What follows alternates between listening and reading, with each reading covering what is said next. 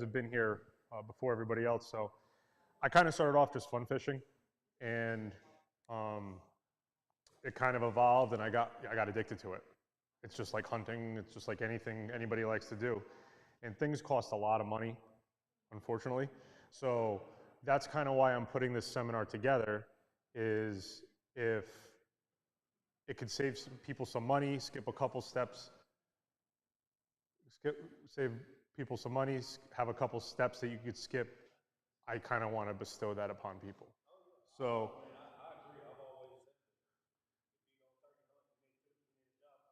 right,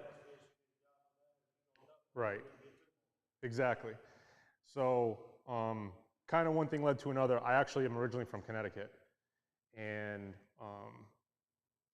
over the years, obviously, I learned fishing up north is a lot different than fishing down south.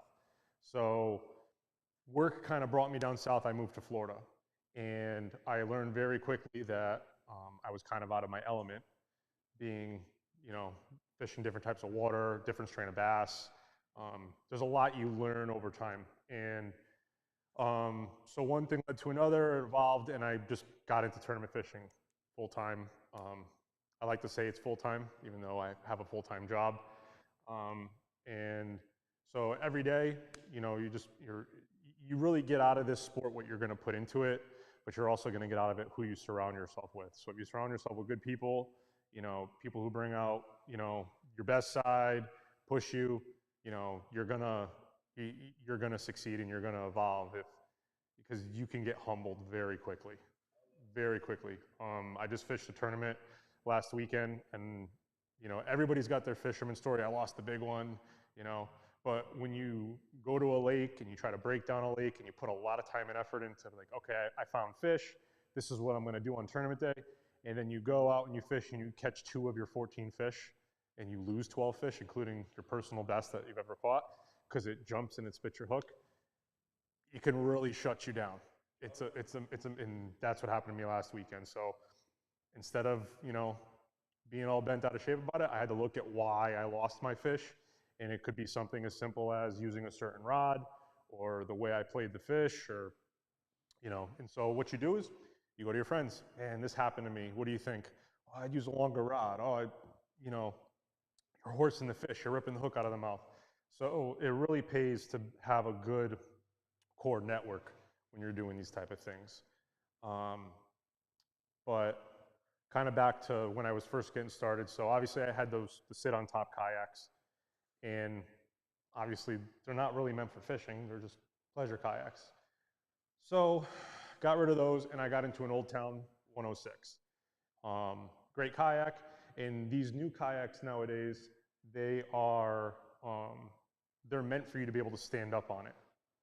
You can so I stand up and fish 95% of the time. Um, and I'll never go back to sitting down in a kayak again. It's a totally different world. So the kayak brand I ended up getting on afterwards is because once you start getting into tournament fishing and stuff, things cost money. So you want to get on with companies that, they'll help you facilitate, fishing a tournament and stuff. So they'll give you a kayak or, sponsorships, true sponsorships, not like a sponsorship code or something, where like they're like, take our equipment, promote us, go do it. So I got with this company called New Canoe. And the one thing I like about New Canoe is they're sit on top kayaks, but they're flat base systems, and they're rated for like 650 pounds, 700 pounds, and they're meant to completely customize your deck space. So one day I could put 2 swivel seats on it and take out another person. I could take that off. The next day I could take both seats off, put a cooler, sit on the cooler. I have a bow mount electronic trolling motor with spot lock GPS, and I could go run a big lake all day. So I've really, really liked that because kind of why I'm doing the seminar, I actually guide down in Florida doing it. And my guide trips are catered to people's skill sets, what they're looking to do. Because now gas is expensive. I mean, you go down to Florida and you want to throw live bait for a dozen shiners, it's like 25 bucks. You go through that in 5 minutes. So just to go out on a boat for a guide service in Florida, you're looking at like $400 in bait before you pay anything else. So the one thing that's cool about my kayak fishing is it's all artificials. You're not paying for gas, you're paying for the experience. You just show up and I bring the equipment and we go. If people have their own kayak, they can bring their kayak and I meet them. We can do that. I've had people where they're like, hey, I want to learn how to do this technique, how to catch a fish on a frog or whatever. So we'll go focus on that. That's our goal for the day. I have people who know nothing about it. Okay, well, we're going to start from the basics and work our way up. So kind of circling back, the new canoe has just been a product that fits what I do, and it allows me to be able to do multiple things. So like my brother's coming down in a couple months. I have another separate kayak. I'm putting 2 seats on it, getting it all rigged up for 2 people. We're going to go out and fish for the day.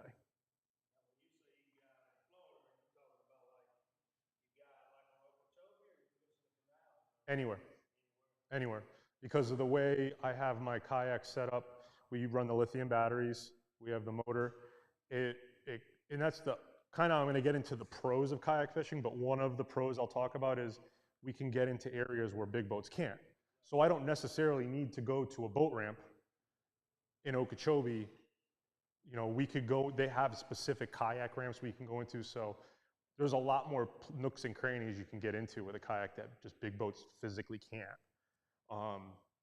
So yeah, I mean, you can guide, and I run, when I was up north, I fished like Lake Winnipesaukee. I mean, we do everything. So, so yeah, so anyway, so now I run the new canoes, and I've been using them for 7, 8 years now. I love those. So I obviously I'm with them, so I'm biased in an opinion on what brand I would recommend, but it works for me. You have to find what brand works for you.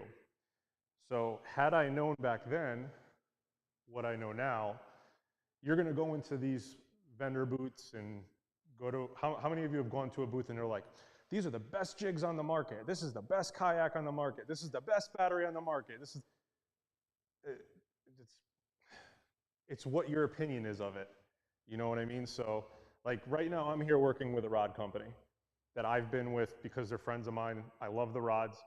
We're not going to tell you they're the best rods when you walk in. We're going to be like, listen, these are great rods, high quality stuff, you get a good warranty, but you may hate them. That's how we operate. So a lot of, had I known back then what I know now is, it's not what people are going to tell you works, you have to find what works for you. And that's when you'll end up spending a lot of money on things and hating it later. So you have to experiment with a lot of things. You may like your Old Town kayak and then see a new canoe and be like, yeah, this is the way to go, I want to get this. So yeah, watch YouTube videos, feel things out, but at the end of the day, don't ever buy something because someone says it's the best. Find what you want, because that's how people, it's your standard sales pitch. It's just, this is the best in the market. Or they'll do a video, hey guys, blah, blah, I'm gonna do a video on this. Well, stop talking about it, show me that lure catches fish and how you catch fish on it. So that's kind of one main point I'd like to make about all that, but some other things I'll just kind of shoot right into that, had I known then what I know now. How many of you guys buy like Plano tackle boxes or Flambeau tackle boxes to store your lures in? Yeah, mostly everybody. So you know that there's different kinds of tackle boxes. You can buy the standard $5 tackle box that's plastic, or you can buy the $10 waterproof tackle boxes, or you can buy the $30 customizable tackle boxes. For kayak fishing, don't waste your money on like the $5 tackle boxes. They're plastic, they're thin, they're cheap, they're not waterproof, and they'll warp in the sun. Because on a kayak, a lot of your stuff's sitting in the sun all day as opposed to in a bass boat. So instead of spending $5 on a Plano 3700 box, that's just your standard plastic, spend the extra $5 now, get the waterproof box, it'll last you forever, and it'll keep your stuff dry. So I kind of found that out the hard way one day when I ended up fishing a tournament in the pouring rain, and the boxes all got soaked, all the baits got soaked, all the lures rusted, and now you're losing hundreds of dollars of product because you didn't want to spend the extra $5 on a waterproof tackle box. And again, this may not apply to a boat, but in a kayak, lower center of gravity, everything gets wet, that's what you got to do. You got to waterproof everything, especially if you're going to be tournament fishing. I mean, I fished a tournament on Lake Chickamauga last year. It rained from lines in to lines out, poured, absolutely poured, soaked, drenched through my rain suit, everything. But my lures were dry. So again, there's just little things you're gonna pick up over time. Like, does anybody here buy like expensive fishing rods, like $100, $200, $300 rods, or do you guys buy the, you know, the 50? Don't be ashamed if you do. I mean, you're gonna learn over time, a $50 rod is a lot different than a $300 rod, you know? And it comes down to what your price points are. But whether it's a $50 rod or a $300 rod, you wanna take care of it, right? So, you know those like rod sleeves that you could buy? There's like the Chinese finger trap ones, and then there's like the swimsuit ones. Spend the extra couple bucks on the swimsuit ones. They'll last you forever. Those other ones, they rip, they catch your hooks. They don't really protect much of anything. And if you want to protect your stuff, you probably want something that's thicker and, you know, doesn't bounce around as much. So for $2 more a sleeve, you get a better sleeve. And I say that for the guys who spend a lot of money on their rods. Like, if I have an entire arsenal of $300 rods, I'd want a $10 rod cover on it over a $5 rod cover because it's a $300 rod. So now I've got a whole bag of, you know, those cheap rod covers sitting at home when I could have just invested all that money into the good rod covers in the first place. Trying to think what else. So on the water, obviously you have your life jackets we have to wear. We call them PFDs for short. You're gonna see there's all different kinds you could buy. There's the kinds that are, as soon as it hits water, it blows up. I don't recommend those because those cost a lot of money and they cost a lot of money to redo once they blow up on you. I recommend the flat-based systems where there's no pad in the back, because if you have a pad in the back, you're just gonna be arched weird in your seat. It's just gonna hurt your back if you're sitting all day. I recommend like the flat bases. And right now I'm using the brand's called like Astral, A-S-T-R-A-L. You can get it on like Amazon, anywhere. It's nice because it's flat, completely flat in the back, and I have two big pockets here, waterproof pockets, so I can put my phone, I can put my keys. So even if I go in the water, everything is dry. Again, waterproof everything. If it rains, I don't gotta worry about all this because it's gonna stay dry.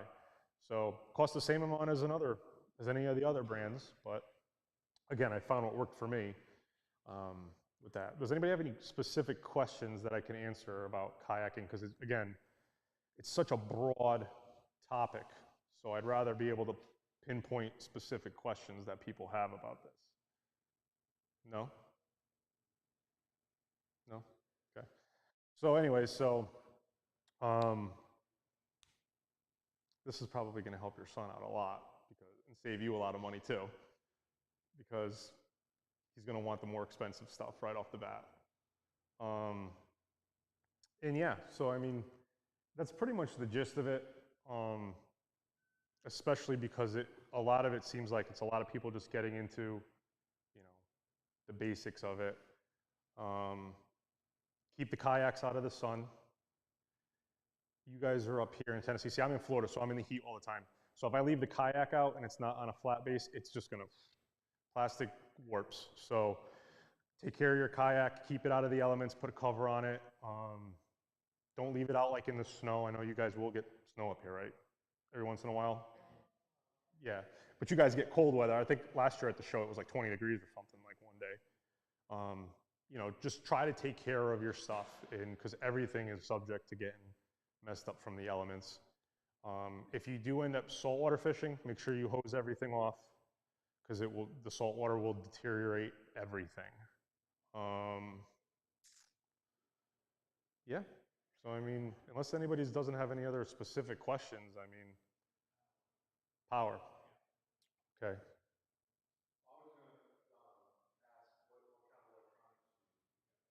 So I have two questions, the electronics and the batteries. So for electronics right now, because I tournament fish and I need the extra electronic, I have two screens. I have one specifically for my mapping, and I have one specifically for my down and side imaging.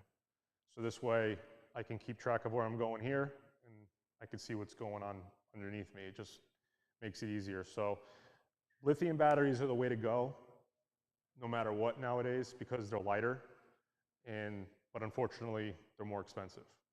But you get more time out of them. So for my two electronics, I run a 30 amp and a 15 amp up front for my electronics. And then for my trolling motor, I run a 165 amp 12 volt battery. And I'll run that battery out before the end of a tournament because I could just cover so much water with it. Again, keep them in a waterproof case. They're going to be exposed to the elements. They'll last longer. But yeah, so the batteries and the electronics.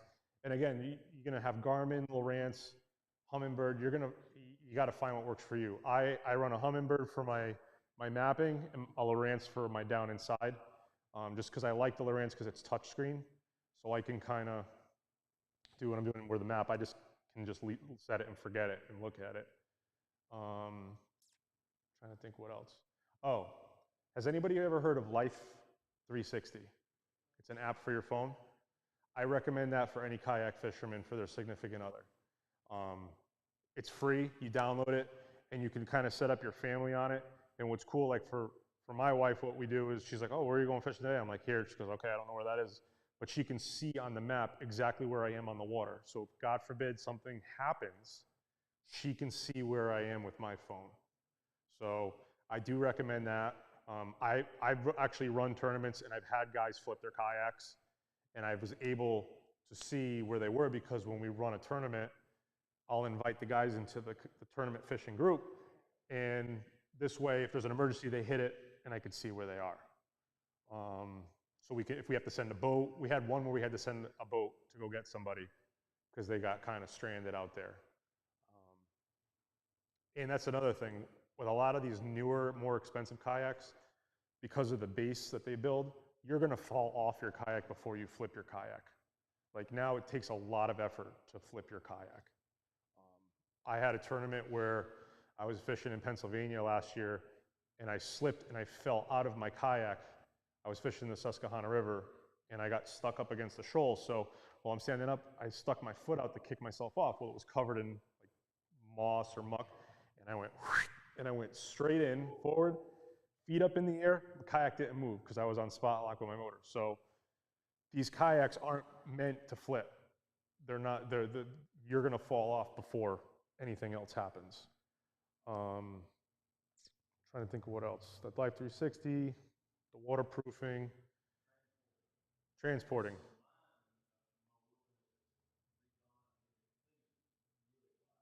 Okay. Mm-hmm.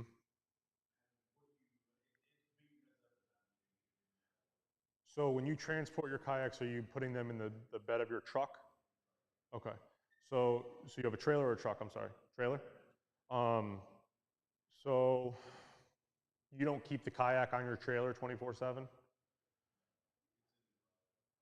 So what I do on my trailer is when you get a standard trailer, you have the crossbars. What I do is I get an inch and a quarter PVC pipe. It's got some flex to it, and I run two 8-footers. And what they'll do is they'll flex. If you look underneath your kayak, you've got like little like cusps, and it'll flex. So then what you do is I have like a little dolly with a wheel that goes underneath it. You bring it right up and you can slide it right on and it flex and it locks into place with the PVC. It cost me like $100. And that's kind of what I recommend with that. But I leave mine on my trailer all the time. So I kind of like I have the PVC, and then you can buy like the little curved end caps, and I put those on, and I wrap some like red, like the tape that reflective tape, because it's the back of my trailer. And then what happens is when I go to pull the kayak on off the water, it acts as like a little ramp. Right on, and I set it and forget it. You can buy regular kayak dollies just to wheel it around. They make, I think Yak Attack makes a good one now. You can adjust it based on the width of your kayak, but do not use the ones that go through your scuppers. You know what I'm talking about, where they have the two plugs?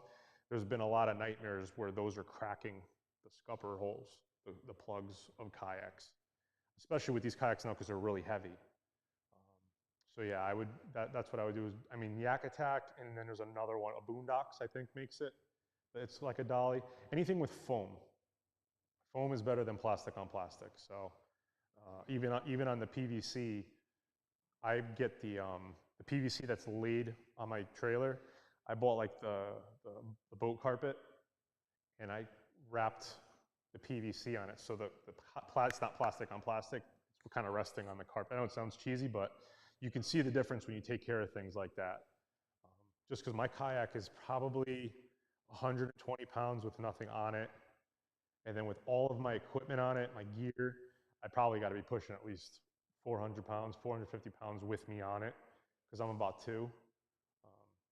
So yeah, so you're probably in that range with that. So you definitely want to spread the weight out when you look at the kayak. Like when you leave your kayak, you want to leave it up. Like I'll have my spare kayak when I got to work on it. I'll fold out a table just like this, so it's on a flat surface. Because with the heat, if you're resting it on something, it's gonna bow. It's just gonna happen. So if that ever happens, flat it out, and usually it'll pop out if you catch it quick enough. It's just plastic. If you ever do get a crack in your kayak, there's a 2-ply epoxy you can buy from like a Home Depot or something. It's like a plastic weld, it's called. I forget who makes it. You can get it like at Academy too, they sell it there. It's like 20 bucks, and it's got 2 things, and once you mix it, it's a one-time deal. Once you mix it, it squeezes together some chemical reaction, and set it and forget it. So, any other questions? How do you stay safe and livable, especially if we get into recreational boating? You get off the Good water. question. Good question. So, on the water, with us, like, because we launch a lot before first light, so we're fishing in the dark, but we're also fishing around big boats. And in Florida, we've got the airboats, which is a lot to deal with. They can blow you right off your kayak. I recommend a rear lighting system. It's got like it's called a 360 light. So you put the white in the back, and then you got the red and the green on the front. There is a company that I use. I get nothing out of it, but it just works for me. It's called Guardian Angel. And there are these 2 little, you can Google it, you can get it on Amazon. They're these like little squares, and you can get them color coordinated based on what you need. So they have a kayak kit, and there's one and it's got a red and a green, and there's one that's got a white. And you can set it, it's magnetized, and they send the mounts for it. So you put the red and the green in the front, put the white in the back. It charges on a USB, and 200 bucks, you're done. You got a lighting system. That works for me. Other people use other things. I just like that because it's removable. I can charge it, and it's done. And now they sell it where it's got a remote, so you can actually, you don't have to get up and touch anything. And they come with lanyards, so they don't fall in the water, and they're waterproof. So you got nothing to worry about with that. What else? On the water, they recommend having a tall 360 pole on the water, just so like the boats can see you. But I guess I'll use this to kind of get into the pros and negatives of kayak fishing. So I guess I'll do the negatives first. So one of the negatives about kayak fishing, in our experience, is you're going to see a lot of boaters that have no respect for you out on the water. They will create a wake. They will completely, soak you. Because you got to remember, the waves are just gonna. You could be fishing and they'll come right in and fish your spot. I've had that happen in tournaments. They just have no shame. But then you'll have some great boaters. They'll slow down for you, and the bears will. But you will see a lot of really, really poor sportsmanship out there. My Okeechobee tournament last weekend, I was fishing a spot, and then as soon as the sun came up and the boats started coming out, I had like 30 boats around me. Like, no shame. Don't even care.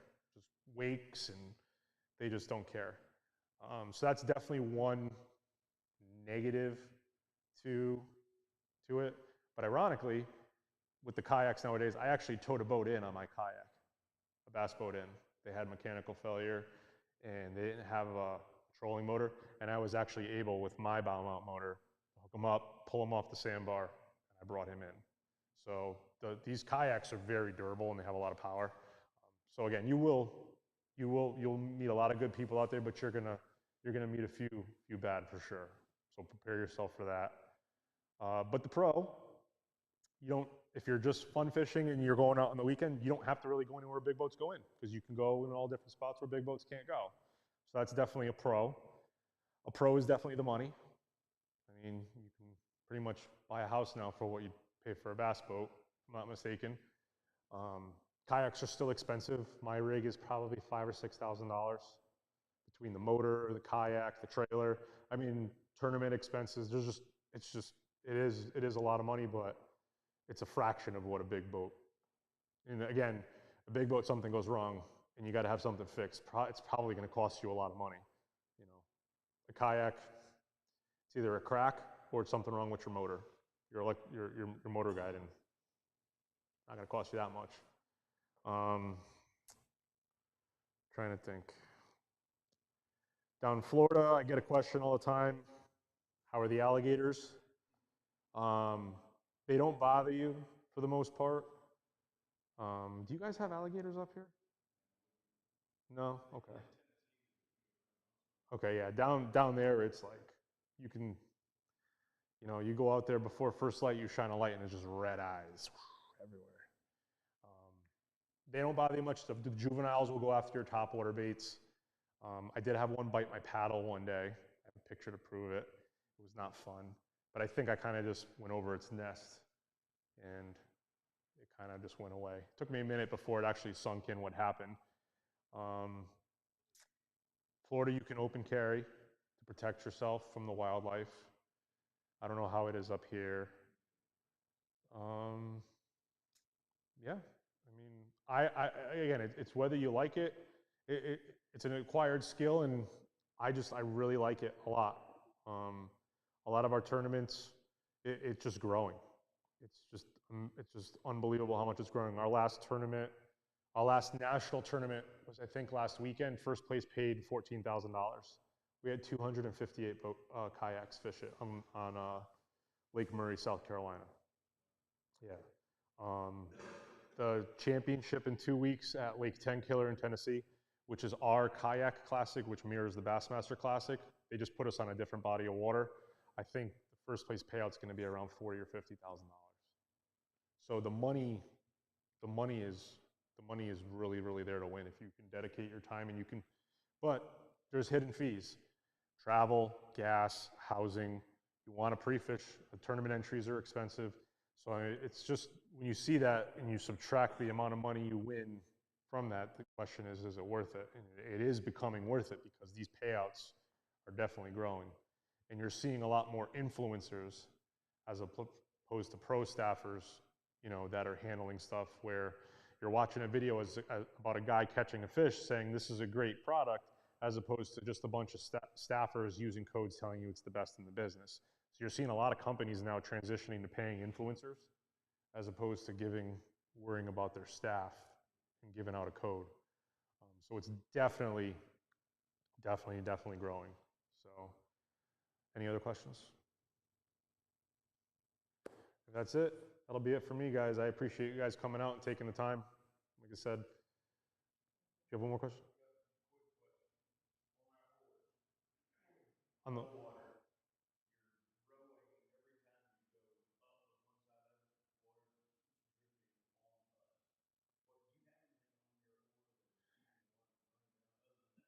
that rubber ring. So when you're paddling, you're coming up. You're supposed to be coming up and around. And when you're coming on the upswing, that's when it should be dumping the water. If you're just coming straight up, the water's coming into your face. So next time you go out, and also you might need a longer paddle. The lengths of the paddles, I think they range from like 240 to like 300 being the longest. I use about a 280. Anything shorter than that, I'm soaking myself. Because you have to give time for it to come up on the swing and dump the water. Yeah, and that's actually when that alligator bit my paddle. I was coming out, I was coming up on the swing, and it came up behind me and jumped on the paddle. And I was like, I looked back and I just saw teeth. So I kind of wish I had it on my GoPro camera, because it was like one of those things where you're like, oh, okay, and then it like hits you and you're like, oh, and you're like freaking out afterwards. Yeah. But yeah, no, you probably just need a longer paddle, or you're just paddling. You got to change your paddle. Yeah. Trying to think. Any other questions? I'm sorry? Rod floats, don't like them.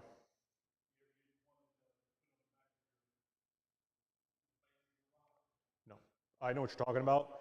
I don't, because if you're spent, my opinion, if you're buying a $300 rod that's balanced and built around doing something, and you're adding something to it, you're throwing it off.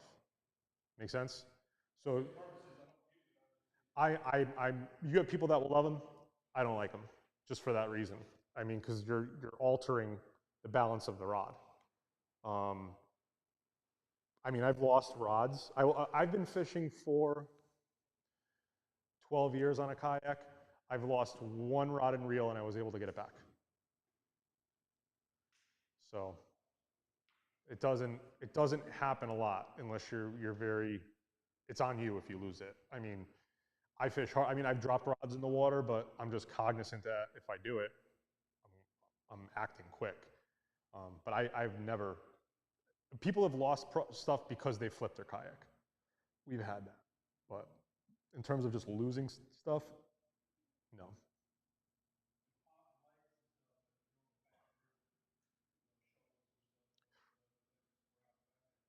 Yeah, but that again, and that's actually a good point. You have to take into account the body of water you're fishing. I fished the Susquehanna River for the first time last year, and I got humbled very quick because that is a different thing. You got racing waters, shoals you can't see. That's how I fell in. I got stuck on a shoal. I banged up a lot of my equipment because I'm just bam hitting stuff you can't see, and um, I mean, even if you have a float on your rod, are you going to be able to catch up to it if it's a flowing river? So I had a guy flip in front of me, and he was able to get most of his stuff back, but more dangerous to go after it on that type of a river system than retrieving it. So, but you're going to find what works for you. I don't personally like it.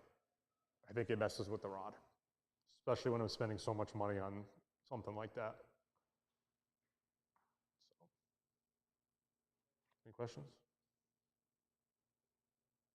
Well, I appreciate you guys coming out.